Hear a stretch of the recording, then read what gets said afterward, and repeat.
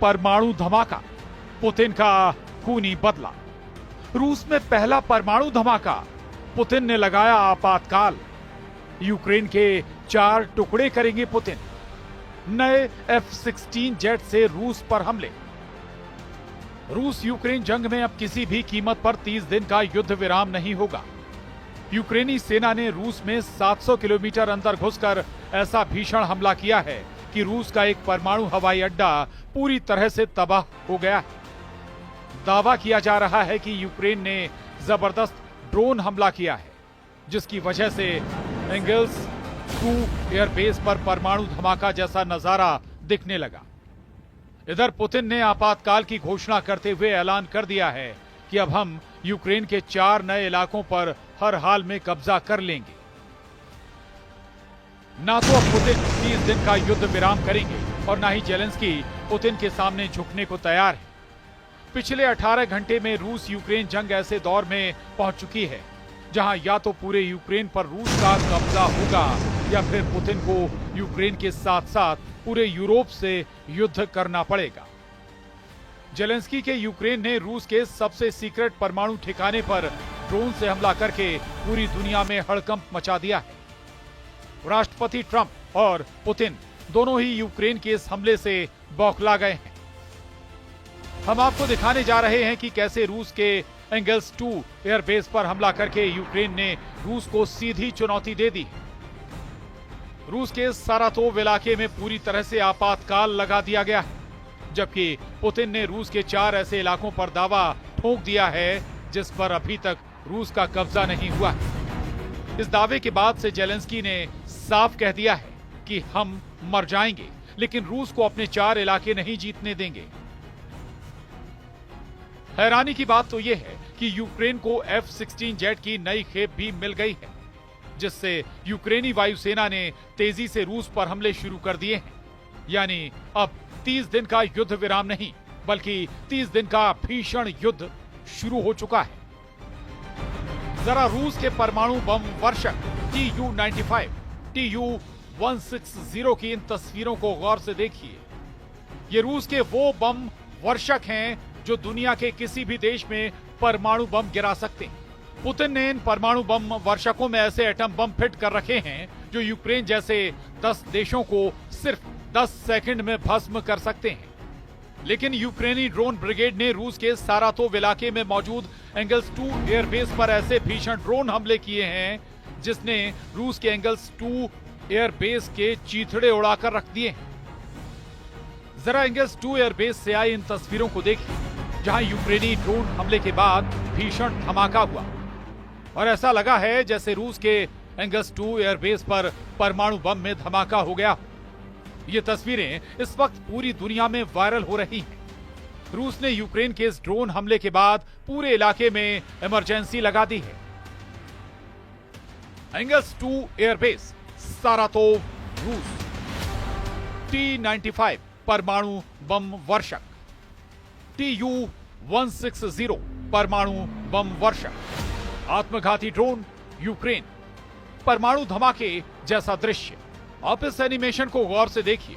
यूक्रेनी मीडिया की खबरों के दावों के मुताबिक रूस के सारातोव में मौजूद एंगल्स 2 एयरबेस पर जिस वक्त रूस के परमाणु बम वर्षक Tu-95, Tu-160 खड़े थे, उसी वक्त यूक्रेन के ड्रोन ने रूसी एयर डिफेंस को चकमा देते हुए एंगल्स 2 एयरबेस पर जोरदार धमाके कर दिए।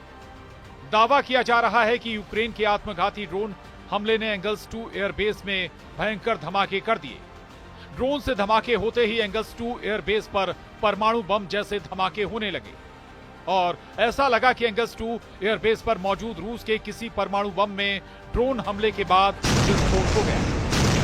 कुछ खबरों में दावा किया गया है कि यूक्रेन के ड्रोन हमलों की वजह से रूस के एंगल्स 2 एयरबेस के आसपास जोरदार भूकंप आ गया। कुछ रिपोर्ट्स में शक जताया गया है कि शायद यूक्रेन ड्रोन ने रूस के परमाणु बम या मिसाइल में धमाका कर दिया है। यूक्रेन का दावा है कि रूस के एंगल्स 2 एयरबेस पर हमला यूक्रेन की सुरक्षा सेवा SBU और यूक्रेन के सशस्त्र बलों के विशेष अभियान बलों के द्वारा किया गया है। यूक्रेन का दावा है कि हमले के वक्त एयरफील्ड में रूस के Tu-95 और Tu-160 रणनीतिक बम वर्षक विमान मौजूद थे। युद्ध में यूक्रेन पर मिसाइल हमले करने के लिए रूस की सेना द्वारा बार बार इन विमानों का इस्तेमाल किया जा रहा है। धमाके के बाद आसमान में आग के गोले दिखाई दे रहे हैं और आसमान की इमारतें जलती हुई नजर आ रही हैं। इस हमले में 10 लोग घायल हुए हैं। विस्फोटों में रूस के कई सामरिक ठिकाने नष्ट हो गए हैं। वहीं रूस ने भी इस हमले का जवाब देने का दावा किया है।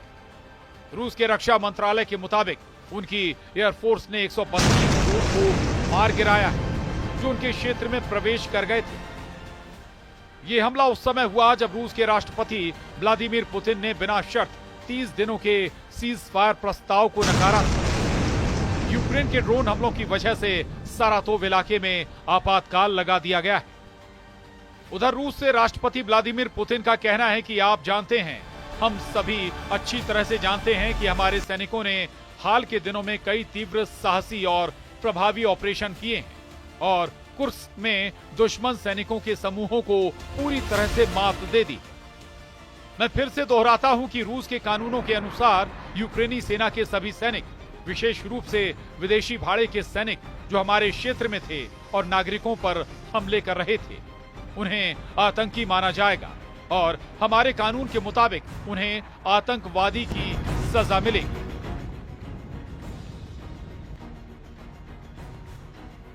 इधर दूसरी तरफ रूस ने यूक्रेन पर हमलों की सारी हदें पार कर दी हैं।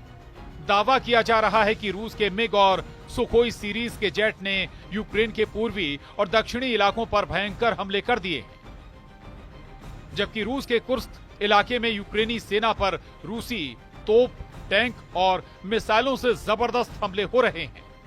हालात ये हो गए हैं कि यूक्रेन के बहुत बड़े इलाके की इमारतें धू-धू कर जल रही हैं।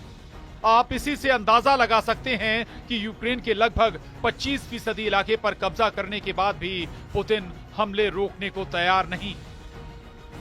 जेलेंस्की ने दावा किया है कि रूस यूक्रेन के 4 बड़े इलाकों पर कब्जा करना चाहता है ताकि यूक्रेन हमेशा के लिए रूस का गुलाम बना रहे। यूक्रेनी सेना के दावों के मुताबिक रूस के 1.5 लाख नए सैनिक इस वक्त यूक्रेन के डोनेस्क, लुहांस्क और खेरसोन, जपोरिजिया पर कब्जा करने में जुटे हैं। जरा इस एनिमेशन को गौर से देखिए। दावा किया जा रहा है कि राष्ट्रपति पुतिन ने अमेरिकी राष्ट्रपति ट्रंप को 90 मिनट की फोन कॉल में 2 टूक कह दिया है कि यूक्रेन को अपने 4 इलाके डोनेस्क, लुहांस्क, खेरसोन, जपोरिजिया रूस को देने होंगे। हैरानी की बात तो यह है कि 3 साल से ज्यादा की जंग में अभी तक रूसी सेना यूक्रेन के डोनेस्क, लुहांस्क, खेरसोन, जपोरिजिया पर पूरी तरह से कब्जा नहीं कर पाई है। लेकिन उसके बावजूद पुतिन ने साफ कर दिया है कि जितने इलाके रूसी सेना कब्जा कर चुकी है वो रूस के पास रहेंगे और जो इलाके अभी तक रूसी सेना कब्जा नहीं कर पाई है वो यूक्रेन को हर हाल में देने पड़ेंगे, तभी युद्ध विराम होगा। यानी अब पुतिन का यूक्रेन मिशन पूरी तरह से क्लियर है। यूक्रेन के डोनेस्क, लुहांस्क, खेरसोन, जपोरिजिया पर रूस का पूरी तरह से कब्जा अगर ऐसा होता है तो ये यूक्रेन के लिए मौत से भी बदतर स्थिति होगी। इधर हारते हाफते यूक्रेन ने रूस पर भीषण हमले करने में कोई कसर नहीं छोड़ी है। यूक्रेन के राष्ट्रपति जेलेंस्की ने ऐलान कर दिया है कि कुर्स्क इलाके में नए F-16 लड़ाकू जेट से रूस पर हमले शुरू हो गए हैं।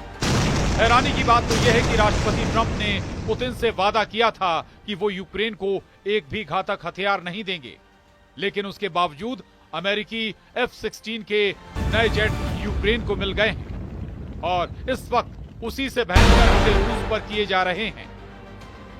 कुछ खबरों में दावा किया गया है कि रूस के तेल रिफाइनरी पर भी जमकर हमले हो रहे हैं, जिसमें F-16 जेट से भी यूक्रेन हमले कर रहा है। जरा ये तस्वीरें देखिए। सोशल मीडिया पर पोस्ट किए गए वीडियो में रूस के कुर्स्क क्षेत्र के सोदजा में एक गैस स्टेशन में भीषण आग आप साफ देख सकते हैं। दावा किया गया है कि यूक्रेनी सेना ने जबरदस्त हवाई हमले करके रूस के सोदजा गैस स्टेशन को पूरी तरह से जलाकर भस्म कर दिया है। हम आपको बता दें कि अभी कुछ दिन पहले ही रूस ने कुर्स्क के सबसे बड़े शहर सुद्जा से यूक्रेनी सेना को खदेड़ा था, लेकिन यूक्रेनी सेना ने फिर पलटवार करके रूस पर भयंकर हमला किया है। रॉयटर्स ने गैस स्टेशन पर हुए हमले की पुष्टि की है। स्थानीय रूसी मीडिया ने भी 21 मार्च को माना कि सुद्जा गैस स्टेशन पर बहुत बड़ा यूक्रेनी हमला हुआ है। अब आप ये भी जान लीजिए कि क्यों नेटो देश रूस पर हमला करने के लिए सबसे ज्यादा F-16 फाइटर जेट पर भरोसा कर रहे हैं।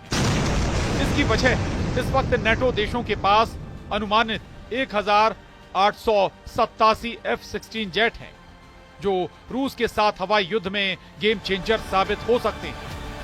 पहले आप ये जान लीजिए कि किस नेटो देश के पास कितने F-16 जेट हैं। मीडिया रिपोर्ट्स के मुताबिक इस वक्त नेटो देशों के पास कुल 1887 F-16 जेट हैं। नेटो देश रूस के खिलाफ 44 F-16 उतारने जा रहा है, जबकि बुल्गारिया 16 से ज्यादा F-16 जंग में उतार रहा है। डेनिश के भी 30 F-16 जंग में उतर रहे हैं। ग्रीस ने तो 120 से ज्यादा F-16 उतारने का ऐलान कर दिया है। नीदरलैंड्स के 20 F-16 जंग में रूसी जेट से मुकाबला करेंगे, जबकि पोलैंड के 48 से ज्यादा F-16 रूस से मुकाबले के लिए उतर रहे हैं। पुर्तगाली भी 28 F-16 जंग में उतार सकते हैं। रोमानिया ने 14 से ज्यादा F-16 रूस के खिलाफ उतार दिए हैं। तुर्की के 245 से ज्यादा F-16 जेट हैं। तुर्की वक्त आने पर नेटो की तरफ से रूस के खिलाफ F-16 उतार सकता है, जबकि संयुक्त राज्य अमेरिका के 922 F-16 जेट हैं, जो रूस के खिलाफ हवाई युद्ध में गेम चेंजर साबित हो सकते हैं। इन हालातों को देखकर साफ कहा जा सकता है कि पुतिन सितंबर 2025 तक यूक्रेन को पूरी तरह से रौंद डालेंगे। Bureau report, news 18।